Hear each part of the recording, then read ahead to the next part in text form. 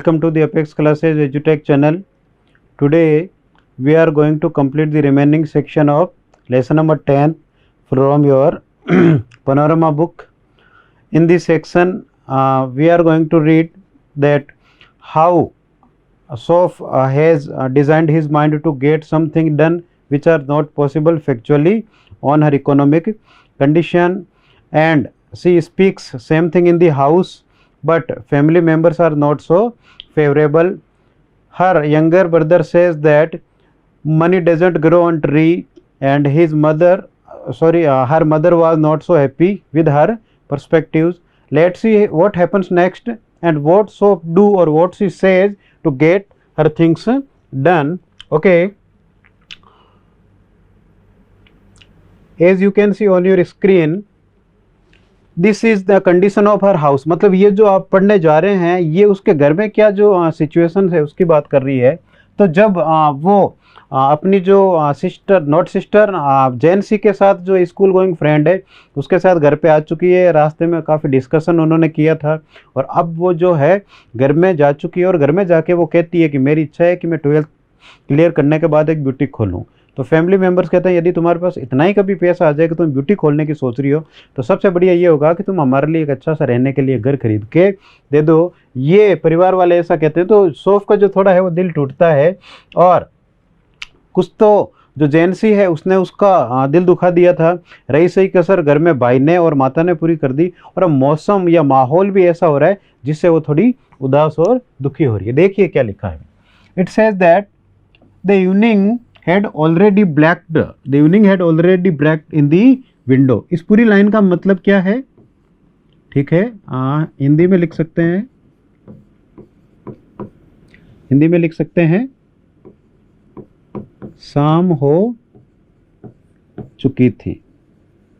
शाम हो चुकी थी एंड खिड़की में से बाहर जो ब्लैक कालापन जो है अंधेरे का वो नजर आ रहा था. The small room was steamy. Steamy means full of smoke. full of smoke. Hindi में क्या लिख सकते हैं? धुएं से भरा हुआ. हिंदी में क्या लिख सकते हैं? धुएं से भरा हुआ. दे स्मॉल रूम वाज स्टीमी. अंदर जो घर में वो किराए के मकान में रहते हैं जो छोटा सा कमरा वो धुएं से भरा है. किसका धुआं है? स्टोव का धुआं है. And cluttered. Cluttered means full of. और वो जो है भरा हुआ है, जो कमरा है वो भरा हुआ है किससे? With the heavy breathing. Heavy means what? भारी. Heavy means what? भारी. And breathing means what? श्वास ले रहा.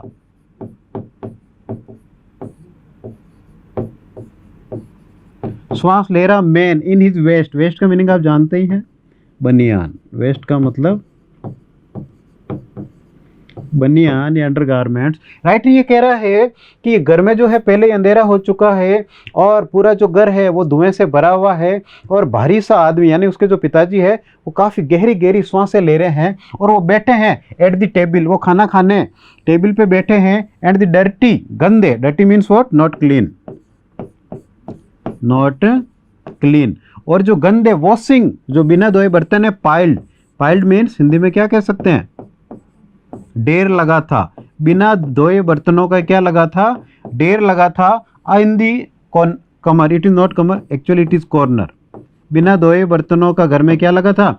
ढेर लगा था. ऑब्वियसली शायद ये सोफ को ही साफ करना है. तो ये सब चीजें मिलके जो सोफ का जो दिमाग है थोड़ा उथल पुथल मचा रही है. Sophie felt A tightening in her throat. Tightening means what? अकड़ या जकड़. अकड़ या जकड़न. सोफ को ऐसा लगा जैसे उसके गले में जकड़न हो रही है. What do you mean bye throat? Throat को हम क्या कह सकते हैं? गला. ठीक है. और याद रखें काफ़ी बार गलत लिख दिया जाता है. नेक यानी गर्दन होता है. नेक यानी गर्दन होता है और थ्रोट यानी गला होता है. ओके. She went to. वो गई to look for her brother जोफ. वो अपने बड़े भाई जोफ के पास गई कि वो क्या कर रहा है. देखिए घर में सबकी कंडीशन को डिस्क्राइब किया जा चुका है. Her mother was washing some utensils in their kitchen. His father was eating food Derek was hanging on the backside of his father's chair and what actually Geoff was doing. अब बाकी ये बच्चा है कि जियोफ क्या कर रहा था, देख सकते हैं पिक्चर में घर के जो हालात हैं इस टाइप के हैं। तो ये सब देख के सौफ को एक घुटन सी होने लगी है और सौफ के जो ड्रीम है, वो जो सपनों की उड़ान भर रही है, तो उसे यहाँ आकर ऐसा लग रहा है नहीं ये चीज़ें इस घर में रहने वाले व्यक्ति के लिए पॉसिबल ही नहीं है। ओके, देखते हैं आगे क्या है। He was kneeling. What do you mean by he here? He is Geoff. यहाँ पे ये कौन है? सौफ का एल्डर ब्रदर है, सौफ का बड़ा भाई है, उसके लिए वर्ड यूज हुआ he was kneeling. Kneeling means what? घुटनों के बल झुकना। Kneeling means what? घुटनों के बल झुकना। घुटनों के बल झुकना। सौफ जो है वो घुटनों के जियोफ जो है घुटनों के बल झुका हुआ था on the floor. What do you mean by floor? Floor यानी फर्श। फ्लोर यानी फर्श पर झुका हुआ था। इन द नेक्स्ट रूम, अगले कमरे में। Tinkering, what do you mean bye tinkering? देखिए यहाँ टिंकरिंग का मीनिंग होगा रिपेयरिंग। वो क्या कर रहा था? रिपेयरिंग कर रहा था। और वैसे टिंकर का मतलब क्या होता है? टिंकर का मतलब होता है ठक ठक करना, ठक ठक करना, ठीक है। और दूसरा जो टिंकर का वर्ड है वो ठठेरा भी होता है। आपको पता होगा ना ठठेरा क्या होता है? ठे से ठठेरा, वही है ये, ठीक है। Tinkering with a part of his motorcycle over some newspaper spread on the carpet. What do you mean by carpet? Hindi में क्या कह सकते हैं कारपेट को? गलीचा। हिंदी में क्या कह सकते हैं? गलीचा। And spread means what? फैलाना। Spread means what? फैलाना। स्प्रेड की फर्स्ट, सेकंड और थर्ड फॉर्म सेम ही होती है। जैसे स्प्रेड की आप फर्स्ट फॉर्म लिखेंगे तो वो ये है, स्प्रेड की जो फर्स्ट फॉर्म है वो ये होगी, ठीक है। और यदि आप इसकी सेकंड फॉर्म लिखेंगे तो वो ये है, और इसकी थर्ड फॉर्म लिखेंगे तो भी वो यही होगी, ठीक है। खूब सारी ऐसी वर्ब्स है जिनकी फर्स्ट, सेकंड और थर्ड फॉर्म सेम ही होती है। जैसे स्प्रेड है, कोस्ट है, बेट है, कास्ट है, सट है, कट है, पुट है, ठीक है। ऑल दीज वर्ड्स है all three verbs in a similar manner. तो वापस देखिए, जो जियोफ है वो अपने कमरे में घुटनों के बल झुका हुआ था फर्श पर अगले कमरे में। And tinkering with a part of his motorcycle, और जो गलीचा था जमीन पे, उस गलीचे के ऊपर उसने कागज बिछा रखा था, न्यूज़पेपर बिछा रखा था, उसके ऊपर बाइक खड़ी कर रखी थी, और किसी पार्ट से वो क्या कर रहा था? टक टक टक टक करके मोटरसाइकिल को रिपेयर कर रहा था। तो राइटर यहाँ क्या कह रहा है? He was 3 years out of school. उसे 3 वर्ष हो चुके हैं स्कूल की पढ़ाई पूरी किए हुए। An apprentice, what do you mean by apprentice? ये हमने उस लेसन में देखा था, दी लास्ट लेसन में। या मैं वापस लिख रहा हूँ, हिंदी में अप्रेंटाइज को बोलते हैं नौसिखिया। क्या बोलते हैं? नौसिखिया, जो किसी भी काम को नया नया सीखता है। और इसे इंग्लिश में नोवाइस भी बोलते हैं। नौसिखिया को क्या बोलते हैं? नोवाइस भी बोलते हैं। यहाँ जो वर्ड आता है मैकेनिक, आप जानते हो, मिस्त्री। ट्रेवलिंग, ट्रेवलिंग यानी क्या होता है? यात्रा करना। To his work each day to the far side of the city. Far side, ठीक है, ऑफ द सिटी। तो क्वेश्चन ये दिया जाए कि जियोफ काम कहाँ सीखता है, तो हमें यह लिखना है कि Geoff works at the far side of the city. And what he does, वो क्या करता है? He is learning the work of repairing motor bike. Okay, देख रहे हैं आप, पिक्चर दिया हुआ है simply. Okay, he was almost grown up. What do you mean bye grown up? Grown up का मतलब बड़ा हो चुका। कहने का मतलब अब वो कोई ज़्यादा छोटा बच्चा नहीं था, स्कूल उसकी पूरी हो चुकी थी। तो जियोफ जो है वो बड़ा हो चुका था। नाउ अब, and she suspected, who is she here? यहाँ पे सी कौन है? यहाँ पे सी है सौफ। और सस्पेक्टेड मीन्स वो डाउटेड, शक करती थी, ठीक है।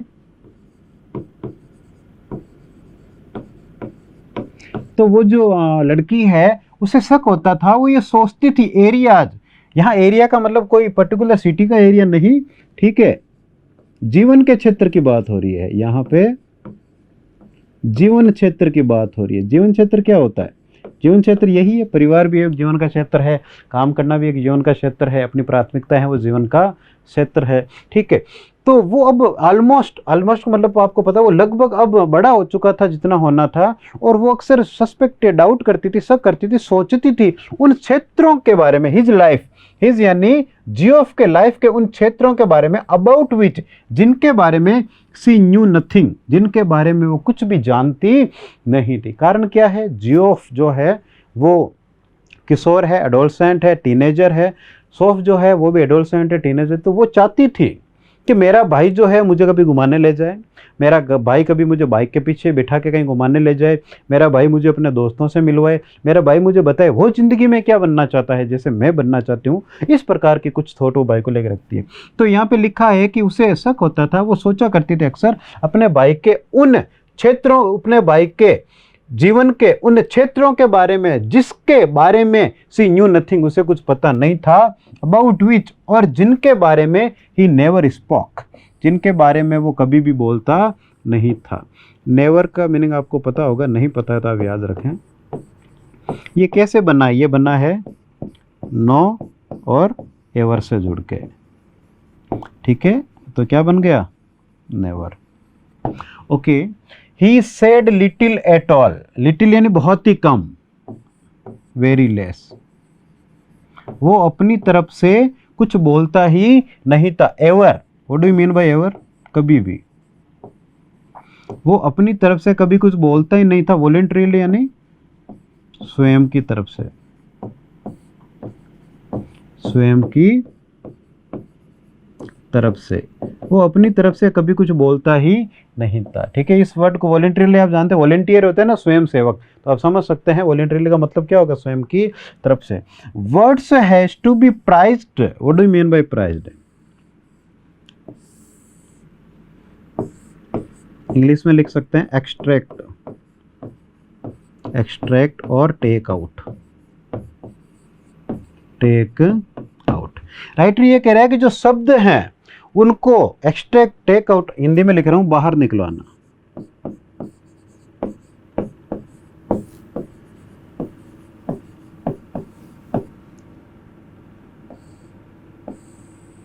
शब्द जो है वो बाहर निकलवाने पड़ते थे उससे, लाइक स्टोन्स है, तो वो उससे बुलवाना या उससे कुछ बात करना इतना मुश्किल था जैसे stones out of the ground, जमीन को खोदकर पत्थर निकालना जितना मुश्किल होता उतना मुश्किल था उस भाई से कोई भी बात निकलवाना या उससे कोई बात करना। स्टोन्स का मतलब आप जानते ही हैं, पत्थर, क्या लिख सकते हैं, पत्थर, और आपको पता ही है पाषाण भी लिख सकते हैं, क्या लिख सकते हैं, पाषाण।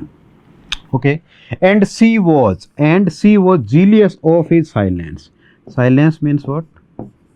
चुप्पी. Okay, jealous means not liking. वो पसंद नहीं करती थी कि मेरा भाई जो है इतना शांत शांत क्यों रहता है, क्यों नहीं वो मुझे बातें बताता जैसी बातें मैं भाई को बताना चाहती हूँ। Okay, When he wasn't speaking, जब वो speaking आप जानते हैं बोलना, जब वो बोल नहीं रहा होता था, it was as though he was, दो मतलब, as though मतलब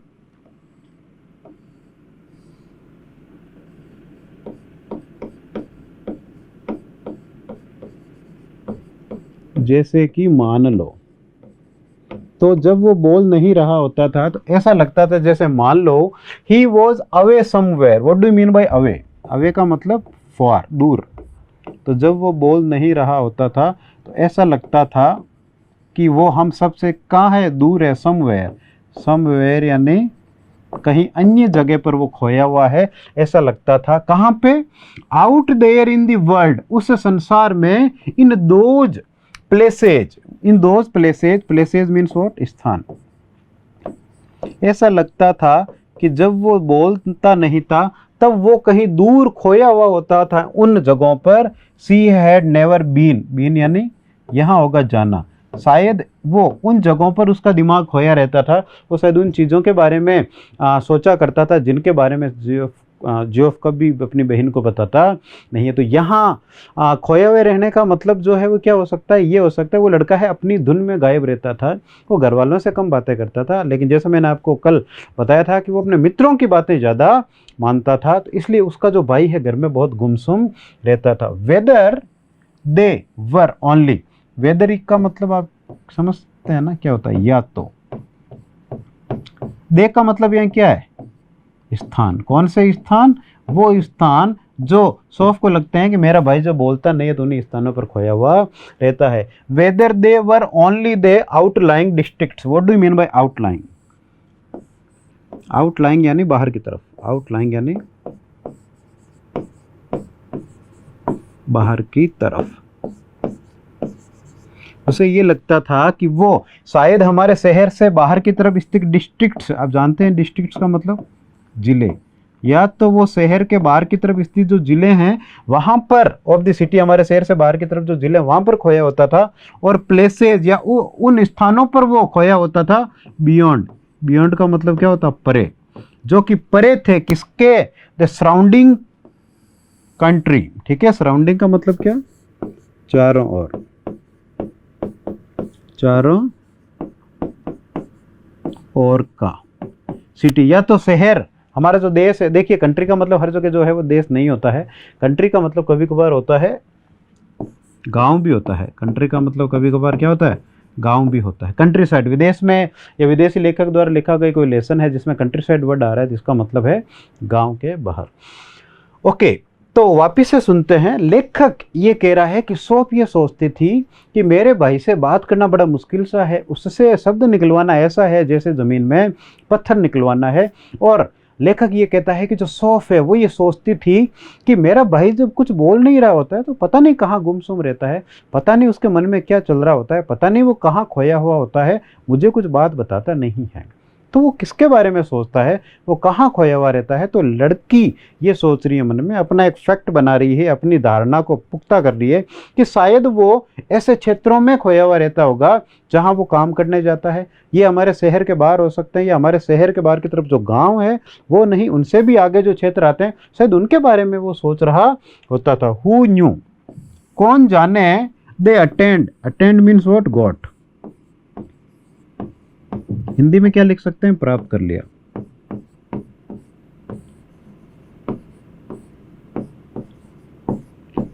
कौन जाने इन चीजों ने प्राप्त कर लिया, स्पेशल मतलब खास, fascination, fascination means what, attraction, आकर्षण। हिंदी में क्या लिख सकते हैं,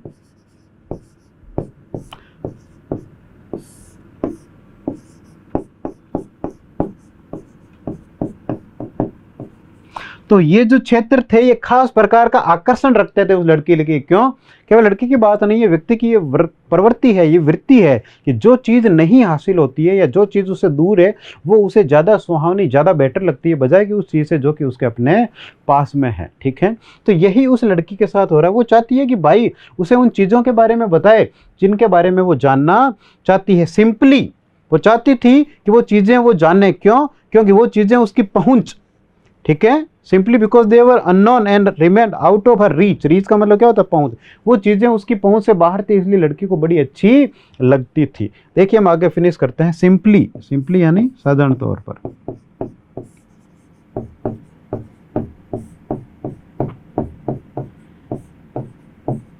उससे उन चीजों ने प्राप्त कर लिया था एक खास प्रकार का आकर्षण उस लड़की के लिए मात्र क्योंकि, बिकॉज, क्योंकि दे वर अननोन। वो जगह उसके लिए क्या थी, अनजानी थी। वो जगह उसके लिए क्या थी, अनजानी थी। टू हर, उसके लिए। और उसके कौन, ये बात कर रहे हैं हम सौफ की।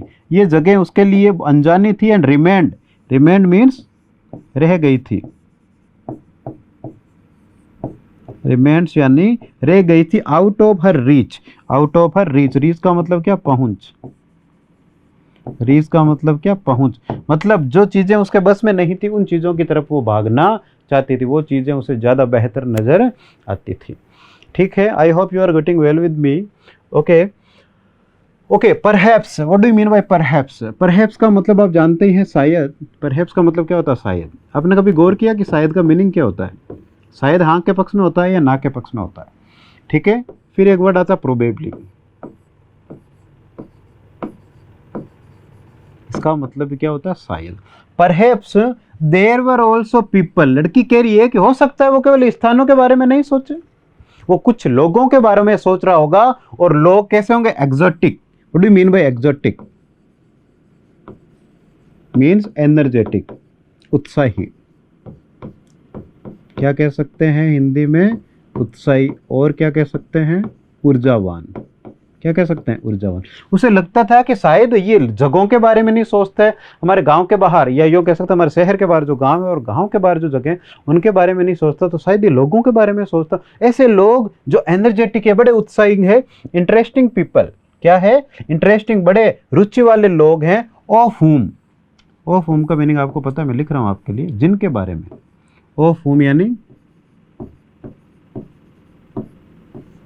जिनके बारे में, ही नेवर स्पोक, ठीक है, जिनके बारे में वो कभी भी बोला नहीं, जिनके बारे में वो कुछ बताता नहीं है। इट वॉज पॉसिबल, लड़की तीसरी बार ये सोच रही है, या तो स्थान के बारे में सोचता है या वो व्यक्तियों के बारे में सोचता है। और ऐसी भी संभावना है दो।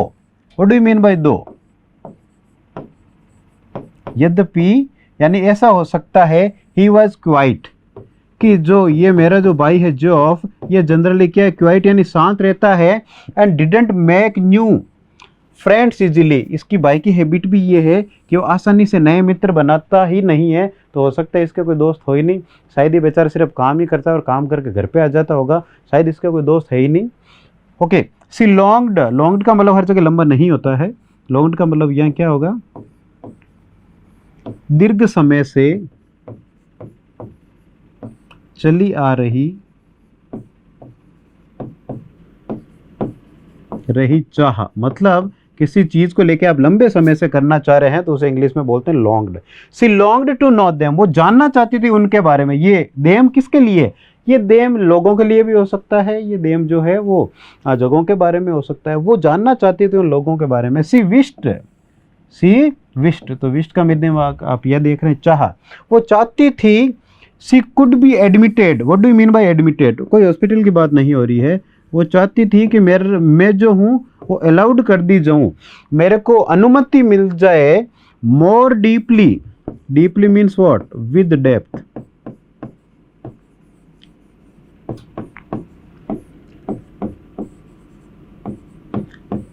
गहराई में। Into her brothers affection, affection means what, love. वो चाहती थी कि मेरा भाई मेरे को प्रेम करे, मेरा भाई मेरे को वो बातें बताए कि उसके दोस्त कैसे हैं, वो घूमने कहाँ जाता है, उसको ज़िंदगी में क्या बनना है, क्या वो भी मेरी तरह डेनिकेसी को बहुत लाइक करता है। वो चाहती थी कि भाई मेरे से बात करे। क्यों? जैसे मैंने बताया था, उसका जो लेवल है, उसका जो थॉट लेवल है, उसका जो थिंकिंग लेवल है, जिस लेवल की उसकी उम्र है, उसके लेवल का ही जॉब है। तो वो चाहती थी कि मैं भाई को हर बात बताती हूँ, मेरा भाई मुझे कोई बात बताता ही नहीं है। तो वो चाहती थी अपने भाई के प्रेम में और भी ज़्यादा गहराई से जाना। एंड दैट समडे, और वो ये भी चाहती थी कि किसी दिन ही माइट, माइट का मतलब क्या होता है, माइट का मतलब एक तो देखिए ताकत होता है, एक तो माइट का मतलब क्या होता है, ताकत, और माइट से ही बना है ऑलमाइटी। ऑलमाइटी का मतलब क्या होता है, भगवान।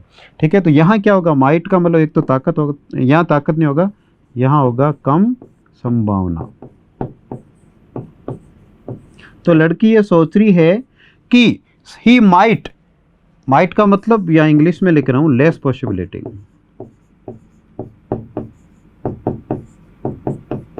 इस चीज की काफी कम संभावना है। टेक हर विद हिम, कि मेरा भाई कभी मुझे अपने साथ लेके जाए। वो अपने भाई के साथ घूमना चाहती है, वो चाहती है कि मेरा भाई मुझे अपने दोस्तों से मिलवाए, उस जगह पे मेरे को ले जाए जहाँ पे मेरा भाई काम करता है। तो वो ये सब जो है वो सोच रही है। Okay, thanks so much for being with me. Okay, see you again in your next class. Thanks again. Subscribe करें हमारा apex classes edutech YouTube channel, साथ ही बेल आइकन को क्लिक करना बिल्कुल ना भूलें, ताकि आगे आने वाले सभी यूट्यूब वीडियोस की अपडेटेड नोटिफिकेशंस सबसे पहले आपको मिले। Apex classes edutech, subscribe now.